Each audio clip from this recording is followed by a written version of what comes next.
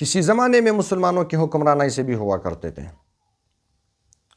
حضرت علی کرم اللہ وجہ جو خلیفۃ المسلمین ہے، تمام مسلمانوں کا خلیفہ ہے، ایک یہودی آتا ہے، یہ بد نسل لوگ نہیں، جو یہودی ہے، اسرائیلی لوگ، ان یہودیوں میں سے ایک یہودی آتا ہے اور حضرت علی رضی اللہ تعالیٰ عنہ کے اوپر کیس کرتا ہے۔ اس کے پاس ایک زرہ ہوتا ہے، وہ کہتا ہے کہ یہ زرہ میرا ہے۔ حضرت علی کرم اللہ وجہ فرماتے ہیں کہ نہیں، یہ زرہ اس یہودی کا نہیں ہے بلکہ یہ زرہ میرا ہے۔ اب خلیفۃ المسلمین، تمام مسلمانوں کا خلیفہ، چوتھا خلیفہ، جھوٹ کا جو ہے وہ امکان اور سوال ہی پیدا نہیں ہوتا۔ لیکن قانون کو دیکھ لو، کتنا پیارا قانون، اسلام کے اندر وہ ہمیشہ امن رہا ہے۔ کفار نے، غیر مسلموں نے اسلام کو بدنام کیا ہوا ہے، ورنہ اسلام جیسا مذہب وہ دنیا کی سطح پر آپ کو بالکل نظر نہیں آئے گا۔ اس سے قریب تر مذہب بھی آپ کو نظر نہیں آئے گا، اس سے قریب تر قانون، امن والا، محبت والا، پیار والا قانون آپ کو نظر نہیں آئے گا۔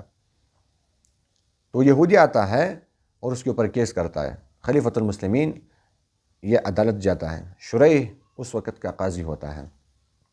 اب قاضی کا انصاف دیکھ لو، وہ یہ نہیں دیکھتا کہ وقت کا امیر اور بادشاہ آ رہا ہے، پروٹوکول دے دو، یہ کرو وہ کرو، نہیں، کچھ بھی نہیں ہو رہا۔ آ گیا، لین میں کھڑا ہو گیا، جب حضرت علی کا نمبر آ گیا تو حضرت علی سے فرمایا کہ کیا ماجرا ہے؟ حضرت علی نے فرمایا کہ یہ میرا زرہ ہے، یہ یہودی کے پاس موجود ہے۔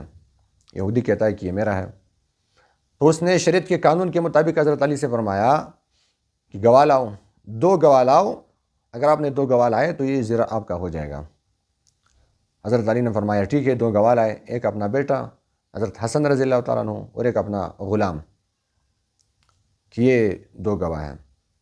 شریح کے مذہب کے مطابق بیٹے کی گواہی وہ باپ کے حق میں قابل قبول نہیں، لیکن حضرت علی کے مذہب میں یہ جائز تھا کہ بیٹا اپنے باپ کے حق میں گواہی دے، یہ جائز ہے، لیکن شریح کے مذہب میں یہ جائز نہیں تھا۔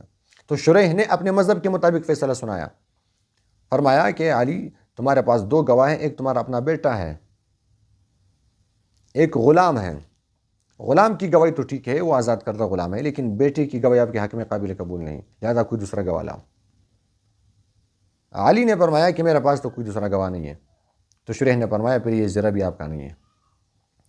حالانکہ اس وقت شریح کو اتنا یقین تھا کہ وہ قسم بھی اٹھا سکتا تھا کہ یہ زرہ یہ علی کا ہے، علی جھوٹ نہیں بولتا، لیکن شریعت کا قانون ہے، ضابطہ ہے، تو اس نے فیصلہ سنایا کہ یہ زرہ یہودی کا ہے، خلیفۃ المسلمین امیر المومنین کا نہیں ہے۔ یہ تھا انصاف۔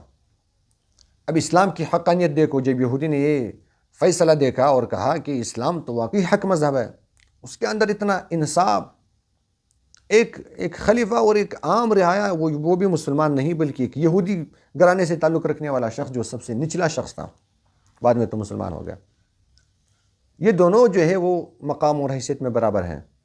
تو جب اس نے یہ دیکھا تو وہ مسلمان ہو گیا، اس نے اسلام لایا۔ لیکن آج آپ کسی حکمران سے پوچھ لو، کسی حکمران کے گریبان میں ہاتھ ڈالو تو آپ کے ساتھ کیا سلوک کرے گا؟